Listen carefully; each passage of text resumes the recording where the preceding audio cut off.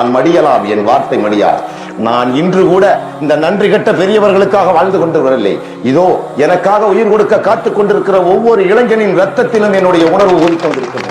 இந்த இளைஞர்கள் பெரிதாய் நாளை வளர்ந்து அவர்களுடைய வளர்ச்சியின் உச்சத்தில் ஒரு விடியல் பிறக்கும். அந்த விடியலில் என் விடுதலை பிறக்கும். இது ஹக்காக நடைபெறும். அன்று நான் இருக்கிறேனோ மடிகிறேனோ என் கல்லறையை நோக்கி பல ஆயிரம் கரங்கள் வரும்.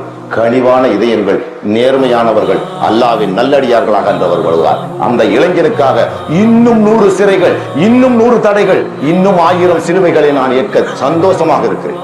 உங்களை நம்பியல்ல, எங்களை கெடுத்ததே பெரியவர்கள் தான். கேவலம் அந்த RSS காரன் என்ன பேசுறான் கேட்டீங்களா? செஞ்சி கேசட், செஞ்சில அவன் பேசுனது இந்த ரசூல் நியூஸ் ஏஜென்சி திருச்சியில இருக்கும். உங்ககிட்ட இருக்கா கேஸ்ட்?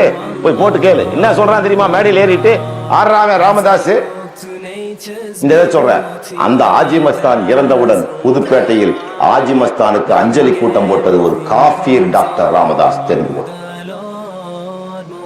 உங்களுக்கு அந்த உணர்வு வேணா? சுயநல கூட்டங்களாக, வேடதாரிகளாகத்தான் நீங்கள் வேடங்களை தாங்கிக் கொண்டிருக்கிறீர்களே தவிர இறைவனுக்கு ஓப்பான எந்த செயலையும் செய்கின்ற மக்களாக நீங்கள் இல்லவே இல்லை. மனசாட்சி வேண்டாம். மார்க்கத்துக்காக குரல் கொடுக்கின்றவனுக்கு தோல் கொடுக்க வேண்டாம். வீர வாழ்க்கை வாழ வேண்டாம். வாழ்வது ஒரு முறை, அதையும் வள்ளல் நபியின் வாழ்விலே வாழ்ந்து மடிவதுதான் மரபு, மதகபு, அதபு நம்முடைய மார்க்கம் என்று உனக்கு சொல்லிக் கொடுக்கின்றது. நீயோ கோழைகளாக போலீஸ்காரனை கண்டாலே ஓடி போய் ஒழிச்சுக்கிற. நான் அதனாலதான் சொன்ன, என் மையத்தை கூட ஒரு வன்னியை கிட்ட கொடுத்துரு, வன்னியை சங்கம், அவன் கொண்டு போய் என்னை கபர்ஸ்தான்ல போச்சுக்குவான். இவன்கிட்ட கொடுத்துறாத. எவனாவது கண்டக்டர் ஒண்ணுக்கு இருக்கு கூட காக்கி டவுசர் கண்டி கீழே போட்டு ஓடி போயிடலாம்.